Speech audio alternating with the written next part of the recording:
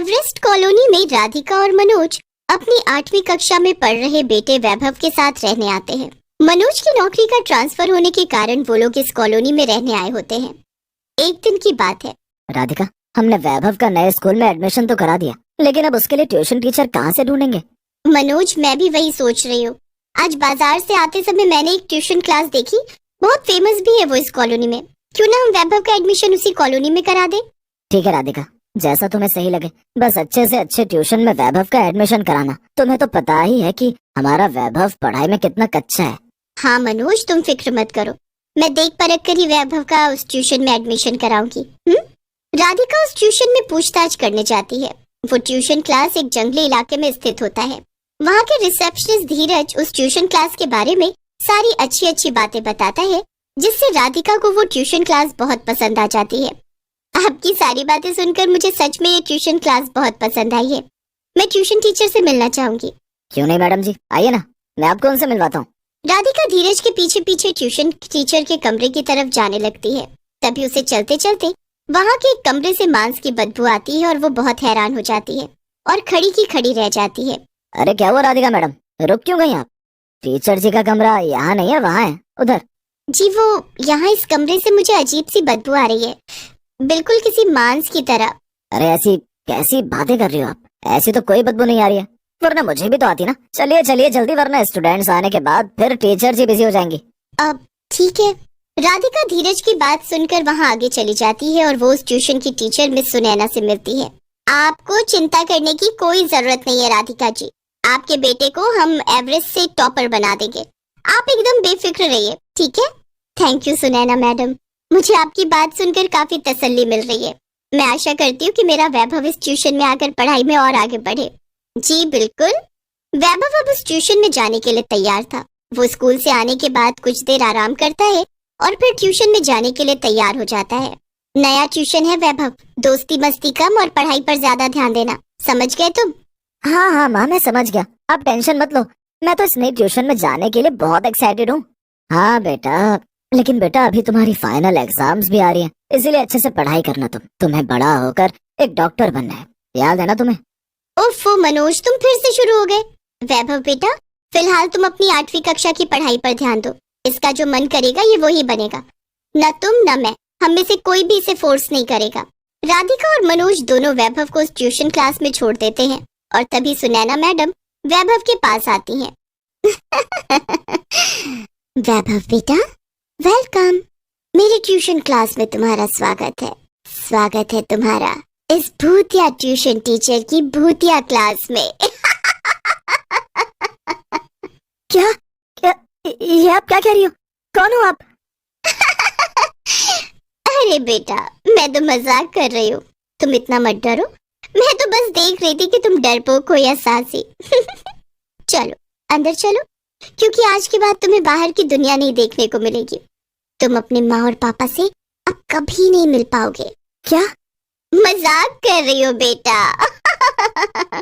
अब इतना बोरिंग काम करने जा रहे हैं जिसका नाम पढ़ाई है, तो उससे पहले थोड़ा हंसी मजाक करना तो बनता ही है ना बेटा। सुनैना वैभव का हाथ पकड़कर उसे उस ट्यूशन क्लास में ले जाती है। उस दिन के बाद अचानक से वैभव के हाव भाव में बदलाव आ जाता है। वो बहुत ही बुरी तरह पेश आने लगता है। वैभव, ये लो बेटा तुम्हारा खाना, 2 पराठे दिए हैं, अच्छे से खाना, ठीक है? बस 2 पराठे? अरे पागल हो गया, मुझे 2 नहीं 50 पराठे खाने, 50 पराठे, समझी तुम? वैभव, ये क्या तरीका अपनी माँ से बात करने का? तुम्हारा दिमाग खराब हो गया क्या? तुम राधिका से इस तरह बात नहीं कर सकते। मैं कुछ नहीं जानता, मुझे 50 पराठे चाहिए, कैसे भी कहीं से भी ला कर दो, मुझे 50 पराठे चाहिए। वैभव की जिद के चलते राधिका को उसे 50 पराठे देने पड़ते हैं और वैभव एक साथ 50 पराठे खा जाता है। और ये दृश्य देखकर राधिका और मनोज दोनों एकदम से हैरान रह जाते हैं और उनका मुंह खुला का खुला ही रह जाता है। फिर एक रात जब मनोज पानी पीने उठता है, तभी वो वैभव को उसके कमरे से गायब देखकर घबरा जाता है और वो फौरन राधिका को उठाता है। क्या हुआ जी? क्या हुआ वैभव को? बताइए ना। राधिका, वैभव अपने कमरे में नहीं है, पता नहीं कहाँ चला गया वो अपने। राधिका और मनोज दोनों बहुत बेचैन और चिंतित हो जाते हैं और वैभव को पूरे घर में ढूंढने लगते हैं, लेकिन वो उन्हें कहीं नहीं मिलता। फिर जब वो दोनों छत पर जाते हैं, तब वहाँ पर वैभव को छत के कोने में बैठे देखकर वो दोनों बहुत ज्यादा डर जाते हैं। वैभव! वैभव नीचे उतरो बेटा, तुम गिर जाओगे, नीचे उतरो। राधिका और मनोज वैभव को नीचे उतारते हैं। तभी वो उन दोनों को कहता है, दूर हट जाओ मुझसे, मैं तुम दोनों की बात नहीं मानने वाला हूँ। दूर हट जाओ, दूर हट जाओ। वैभव राधिका को इतनी जोर से धक्का मारता है कि वो छत से नीचे ही गिरने वाली होती है। तभी उसे मनोज बचा लेता है। इतना कहकर वैभव वहां से अपने कमरे में चला जाता है। मनोज और राधिका दोनों अपने बेटे के इस बदले हुए बर्ताव को देखकर बहुत परेशान होते हैं। राधिका, ये हमारे बेटे को क्या हो गया है? पता नहीं मनोज, जैसे हम काम करके स्ट्रेस में रहते हैं और उसका गुस्सा दूसरों पर निकालते हैं। क्या पता शायद वैभव अपनी पढ़ाई के स्ट्रेस का गुस्सा हम पर निकाल रहा। लेकिन राधिका, छोटी मोटी बात होती तो समझ आता, लेकिन जो हरकतें वैभव कर रहा है वो कितनी अजीब है, मुझे तो कुछ समझ ही नहीं आ रहा है। फिर एक दिन जब वैभव की बुआ वंदना उनके घर पर मंदिर के लड्डू लेकर आती हैं, तभी वैभव बेटा, ये लो, ये लड्डू तुम्हारे फेवरेट लड्डू है ना, मैं इन्हें खास तुम्हारे लिए लाई हूँ, ले लो बेटा। नहीं, मुझे ये घटिया लड्डू नहीं चाहिए, दूर रखो इसे, दूर रखो। वैभव उस लड्डू की प्लेट को नीचे गिराता है और वहां से चला जाता है। ये सब देख वंदना एकदम से भौचक्का रह जाती है। ये सब क्या है मनोज, राधिका? वैभव पहले तो ऐसा नहीं था, फिर क्या हो गया इसे? इसे तो ये लड्डू पहले कितने पसंद थे, सबके हिस्से के खा जाता था, और अब देखो, अब तो इन लड्डुओं से दूर भाग गया और कितना ज्यादा बदतमीज हो गया ये। वंदना, पता नहीं क्या हुआ है वैभव को। राधिका, आज रात को जब वैभव सो जाएगा तब तुम उसकी नजर उतारना, शायद से उसे नजर लग गई है। नजर लगने से भी बच्चे इस प्रकार का बर्ताव करते हैं। हाँ, सही कह रही हो तुम वंदना, मैं आज रात को ही वैभव की नजर उतारती हूँ। रात में जब वैभव सो जाता है तभी राधिका उसकी नजर उतारने जाती है, लेकिन तभी अचानक से वो नींद से उठकर राधिका का गला ही पकड़ लेता है। छोड़ो मेरा गला वैभव। वैभव, वैभव छोड़ो राधिका को, मैंने कहा छोड़ो।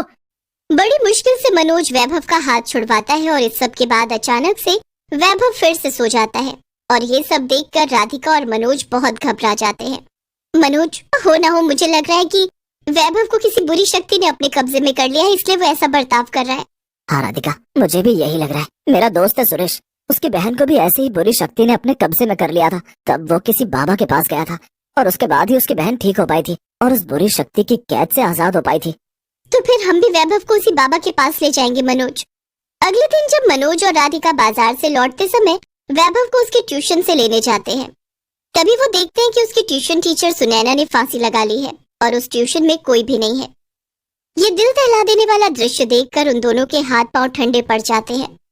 ये क्या, ये तो सुनैना मैडम है, और ये ट्यूशन क्लास का क्या हाल हो गया है? सारे बच्चे कहाँ चले गए हैं? राधिका, हमें बच्चों को ढूंढना होगा, हमारा वैभव भी तो यहीं पर आया था। राधिका और मनोज उन बच्चों को ढूंढने लगते हैं। तभी उन्हें वहाँ हर जगह बच्चों की लाशें बिछी हुई दिखाई देती हैं और उन लाशों में से एक लाश वैभव की भी होती है। वैभव, वैभव, मेरा बच्चा। तभी उन दोनों के पीछे सुनैना टीचर अपने चुड़ैल रूप में आती है और वो दोनों उसे देखकर भागने लगते हैं। बचाओ, बचाओ। राधिका और मनोज भागते भागते एक जगह पहुंचते हैं जहां पर उन्हें एक आदमी दिखाई देता है और वो उस आदमी को हांफते हुए सब कुछ बताते हैं। क्या ये आप दोनों क्या कह रहे हैं? अरे वो भूतिया ट्यूशन क्लास है और वहाँ की सुनैना मैडम ने कई सालों पहले अपने पति के जाने के बाद फांसी ले ली थी और आज भी वो नए लोगों को अपने भूतिया चक्रव्यूह में फंसाकर अपने करीब लाती है और उनके बच्चों को सम्मोहित करके मार देती है। आप एक काम कीजिए, आप मेरे साथ चलिए। मैं एक बाबा को जानता हूँ, वो आप दोनों की मदद जरूर करेगा। वो उस टीचर चुड़ैल का अंत करके आपके और बाकी बच्चों को फिर से जीवित कर सकता है। क्या वाकई में?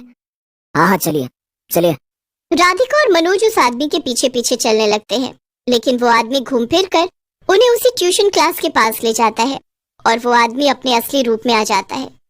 वो कोई और नहीं, रिसेप्शनिस्ट धीरज का भूत होता है।